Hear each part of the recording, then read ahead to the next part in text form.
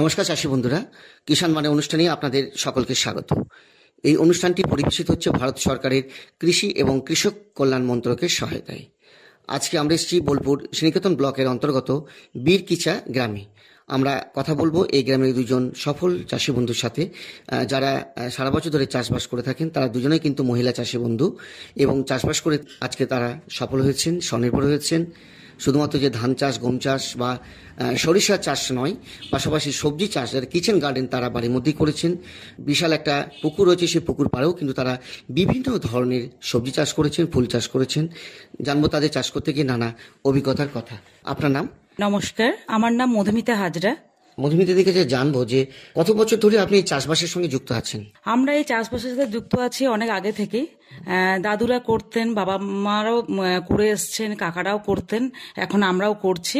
আমরা এই গ্রামের বাসিন্দা যবে থেকে তখন থেকে এই চাষবাস হয়ে আসছে আর কি। তো এই যে আমরা দেখতে পাচ্ছি যে আপনাদের অনেকগুলো পুকুর রয়েছে, পুকুর পাড়েও কিন্তু প্রচুর সবজি লাগিয়েছেন, বিভিন্ন ধরনের সবজি চাষ করেছেন। তো এই সবজি চাষ করতে গিয়ে আপনার অভিজ্ঞতার কথা একটু জানবো, যে চারা গাছগুলো কি নিজেরা তৈরি করেন, কি বাজার থেকে কিনে আনেন, কিভাবে করেন এগুলো? চারা গাছগুলো মূলত বাজার থেকেই আনা হয়।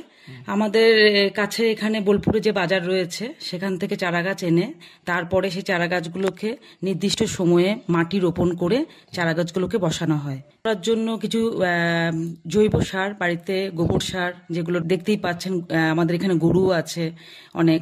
তো এই গরুর মলমূত্র থেকেও আমরা সার প্রস্তুত করে থাকি এবং সেগুলো মাটির মধ্যে দিয়ে মাটিটা প্রস্তুত করে তারপরে চারা রোপণ করি।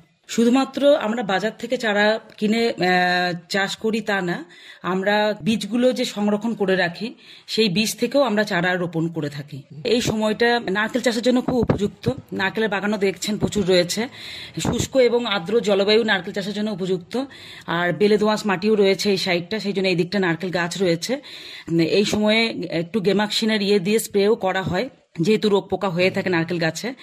নারকেল গাছগুলোতে আমরা প্রচুর এই সময় সারও প্রয়োগ করে থাকি, জুন মাস থেকে সেপ্টেম্বরের মধ্যে, এবং চারা রোপণও করা হয়।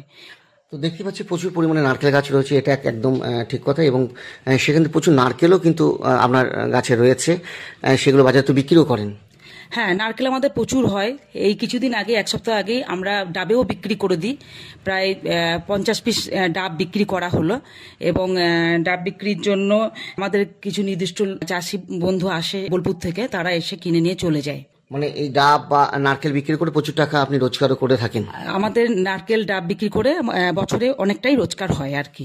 আর নারকেল চাষের জন্য এই যে পোকাগুলো মাঝে মাঝে হয়, তো এইগুলোর জন্য সার প্রয়োগ ছাড়াও আমরা ওই যে ঘরোয়া পদ্ধতিতে যে গেমাক্সিন বা ওই নিম খোল বা এইগুলো স্প্রেও করে থাকি। আচ্ছা, এই যে নারকেল চাষ করছেন অনেকদিন ধরেই, বর্তমানে কতগুলো গাছ আছে? বর্তমানে 15টার মতো এখন গাছ রয়েছে। একটি গাছের একটি ফাটল দেখা দিয়েছিল, সেই গাছটাকে কেটে দেওয়া হয়েছে। এখন 14টার মতো গাছ আছে। কি ধরনের পরিচর্যা করেন? পরিচর্যা বলতে, নারকেল গাছকে যখন আমাদের লাগানো হয় তখনই ওই গর্তটা তৈরি করাও একটা মেন ব্যাপার। যেটা হয়েছে, চারা রোপণের সময় 1.5 মিটার গভীর গর্ত করে নারকেল গাছটাকে যদি বসানো হয়, তাহলে ওই নিচে তখন ওই নারকেলের ছোবরা একটু দিলে তাহলে বায়ু চলাচলটা খুব ভালো হয়। তাছাড়াও নারকেল গাছে 9 থেকে 12 মাস বয়সী চারাগুলো রোপণ করলে নারকেল গাছটা উপযুক্ত হয় একটু বেড়ে ওঠার জন্য। এবং সবথেকে দেখতে পাচ্ছি যে নারকেল চাষ তো করেছেনই, পাশাপাশি প্রচুর সবজি চাষ করেছেন। কি কি সবজি চাষ করেছেন? সবজি চাষ বলতে এখন এই মুহূর্তে উচ্ছে রয়েছে, পটল রয়েছে, ভিন্ডি রয়েছে, আর লঙ্কা তো 12 মাসই হয়। তাছাড়াও টমেটো রয়েছে, কিছুটা কলার বাগানও দেখছেন এদিকে। আমরা কলা গাছও, এই যে পুকুর পাড়, এখানে মাছ চাষও হয়, আর পাশে জলটাও অ্যাভেলেবেল, যার ফলে আমাদের জলের সমস্যাটাও নেই। কলা গাছে সবসময় জলও পাচ্ছে, কলাও 12 মাস একরকম হয়।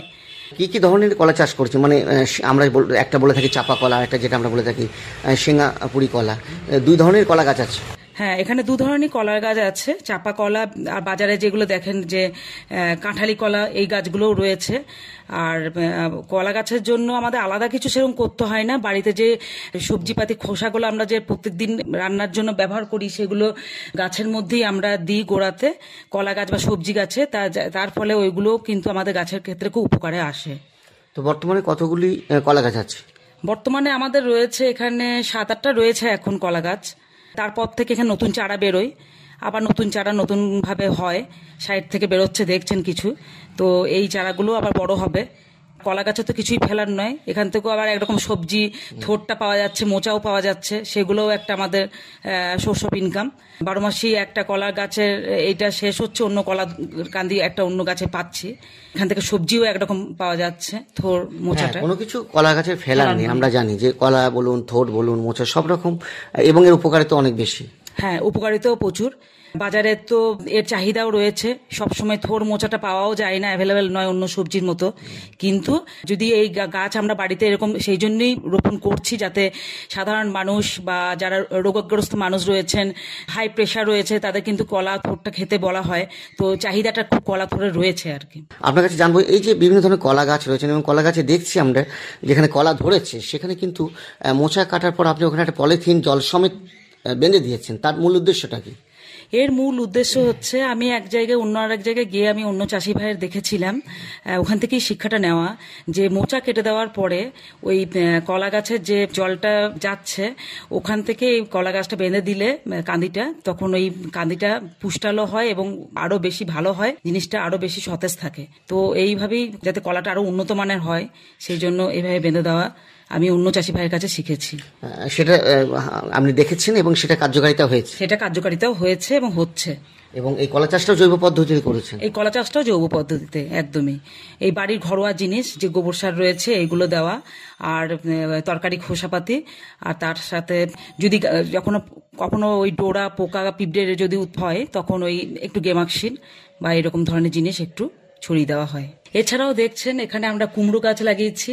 কুমড়ো গাছের লতাটা কিভাবে মাচাটা তৈরি করা হয়েছে, এই মাচাগুলো দিয়ে আমাদের কুমড়ো ডগাগুলো একদম মাটিতে পড়ে থাকে না, পুরো মাচার মধ্যে দিয়ে চলে যাচ্ছে।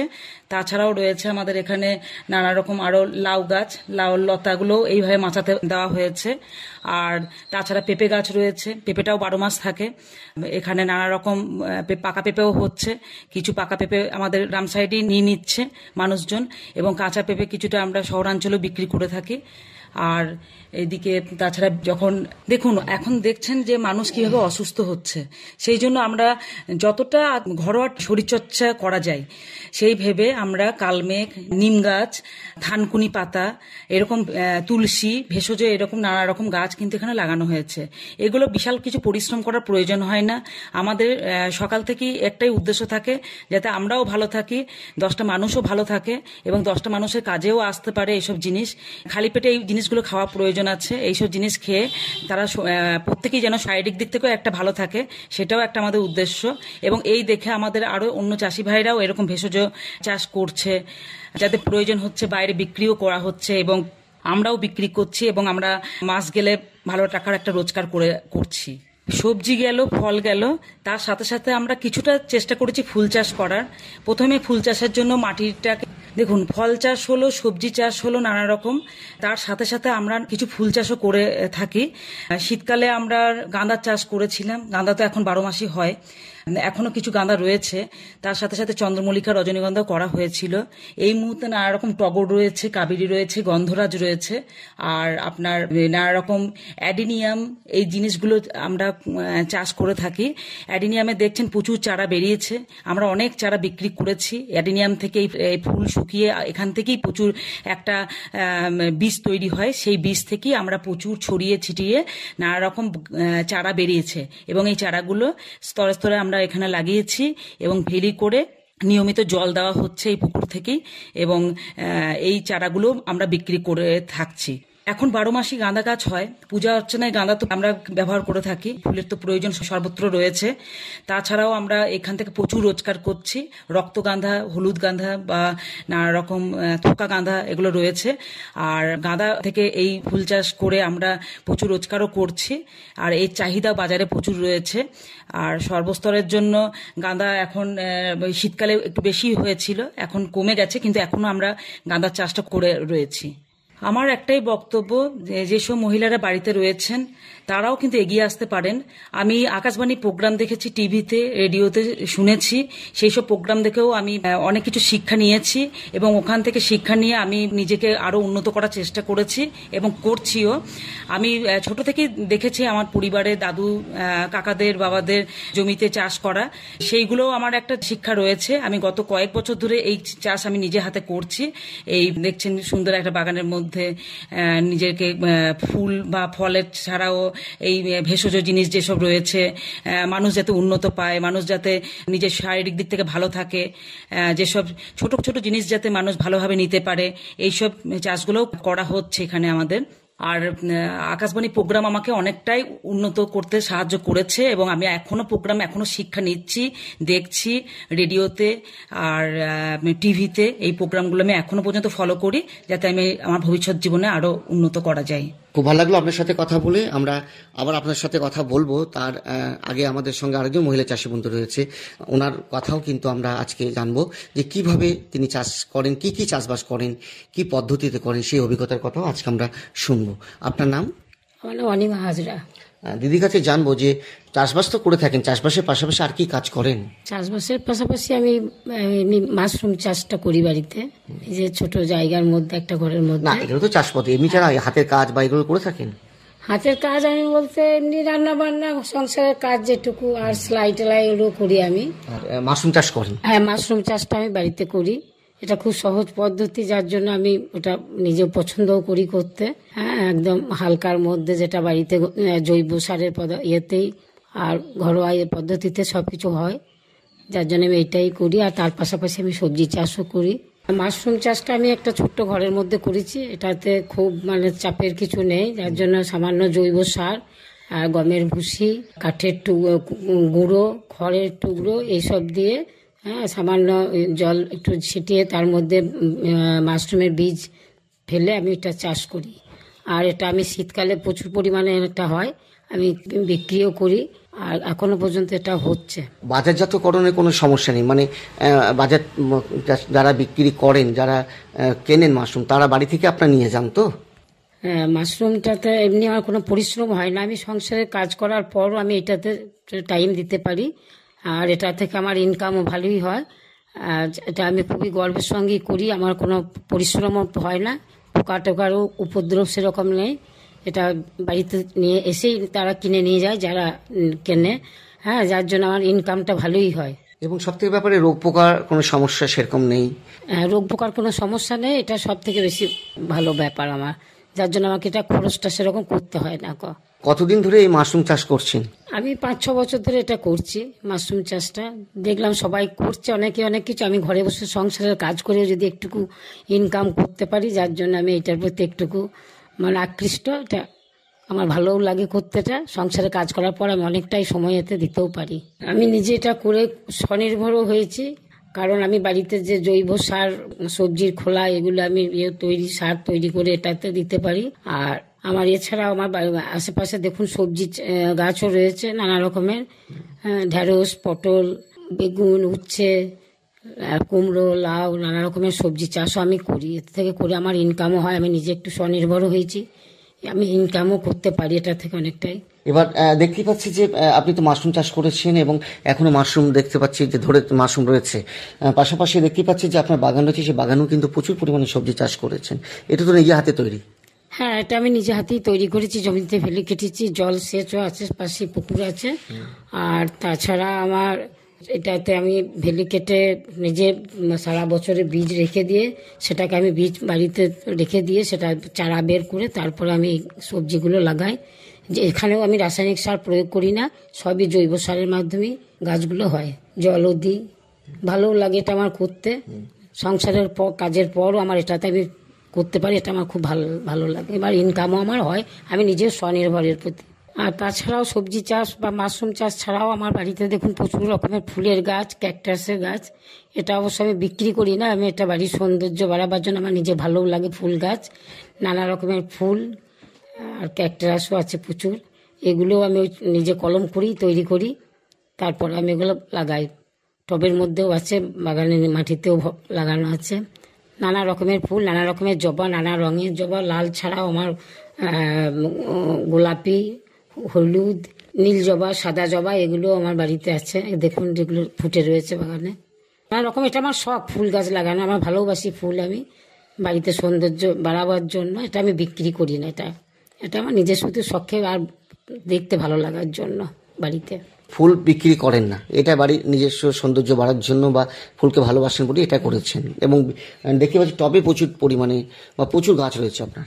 হ্যাঁ, আমার ফুল গাছটা আমার খুবই শখের, খুবই। টবেও প্রচুর গাছ আছে, নিচেতেও প্রচুর গাছ মাটিতে লাগানো আছে, শুধু সৌন্দর্য বাড়াবার জন্য। এটা আমি বিক্রি করি না। ক্যাকটাস, নানা রকমের ক্যাকটাস গাছও আছে।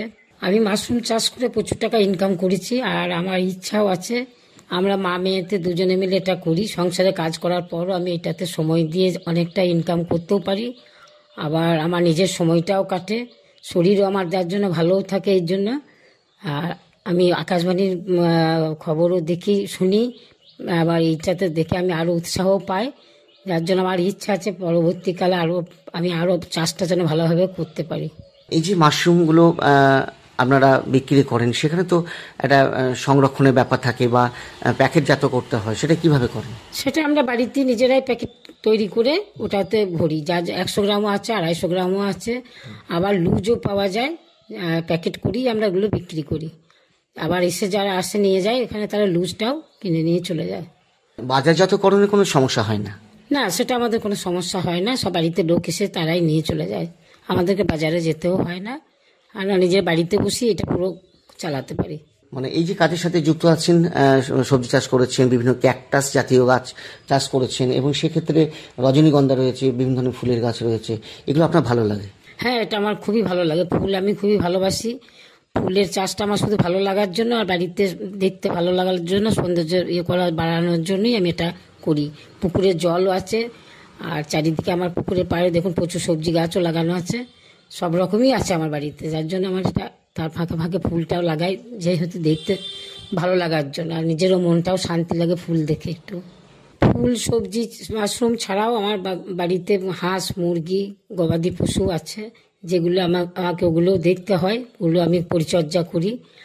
আর আগে আমি স্বনির্ভরের সঙ্গে যুক্ত ছিলাম, কিন্তু এখন আর এই মুহূর্তে আমি নিজের বাড়িতে এইসব নিয়ে টাইমটা বেশি লেগে যায়, যার জন্য আমার স্বনির্ভর গোষ্ঠীর সময় দিতে পারি না। কিন্তু আমি ওতে থেকে প্রচুর শিখেছি, উৎসাহিত হয়েছি, আর আজকে আমি তার জন্য এতটা একটা এগিয়েও আসতে পেরেছি। স্বনির্ভর দল করতেন তখন? হ্যাঁ, আগে করতাম আমি স্বনির্ভর দল, কিন্তু এখন আর আমি করি না। এখন আমি এই দিকেই সময়টা করি তখন বাড়িতে। থেকেই আপনার শিক্ষা পাওয়া? হ্যাঁ, তখন থেকে আমার এই শিক্ষাটা পাওয়া, যে আমিও করি এগুলো, শিক্ষার যেহেতু পেয়েছি, জানি যে আগে তো করতেন সবজি চাষ, গবাদি পশু পালন, হাঁস হ্যাঁ মুরগি। হ্যাঁ, আমার বাড়িতে হাঁস, মুরগি, গবাদি পশু সব রকম আছে। তাদের দুধও বিক্রি করা হয়, গবাদি হাঁস মুরগিও বিক্রি করা হয়, আবার ডিমও বিক্রি করা হয়, সবই করি আমি সেগুলো। এর মধ্যে এটা করে একটা সময় কেটে যায়, কিছুটা রোজগারও হয়। হ্যাঁ, এতে থেকে আমার সময়টাও কাটে, রোজগারও হয়। আমি খুবই ভালোই থাকি এইসবের মধ্যে। মানে আগামী দিনে এটা কি আরো বড় করে করার একটা পরিকল্পনা রয়েছে?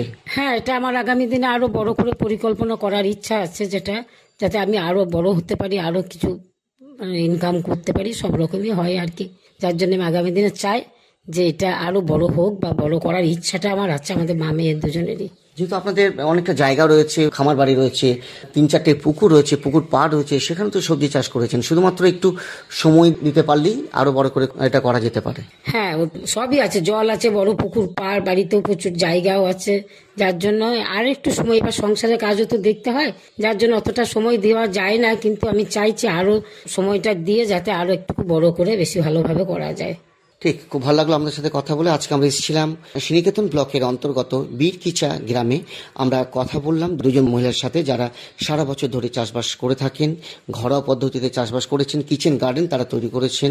শুধুমাত্র যে কিচেন গার্ডেন না, পাশাপাশি আমরা দেখতে পাচ্ছি মাছ চাষ বা গবাদি পশু পালন, এগুলো সবগুলো কিন্তু আজকে তারা করে স্বনির্ভর হয়েছেন। তারা কিন্তু আগামী দিনেও এটা আরো বড় করে করার একটা পরিকল্পনা রয়েছে, তাদের আশার আলো কিন্তু রয়েছে। ধন্যবাদ জানাই দুজন মহিলা চাষী বন্ধুকে। এতক্ষণ এই অনুষ্ঠানটি শুনলেন ভারত সরকারের কৃষি এবং কৃষক কল্যাণ মন্ত্রকের সহায়তায়। সকলকে ধন্যবাদ জানিয়ে আজকের মতন আমাদের এই কিষাণ বান্ধব অনুষ্ঠান শেষ করছি।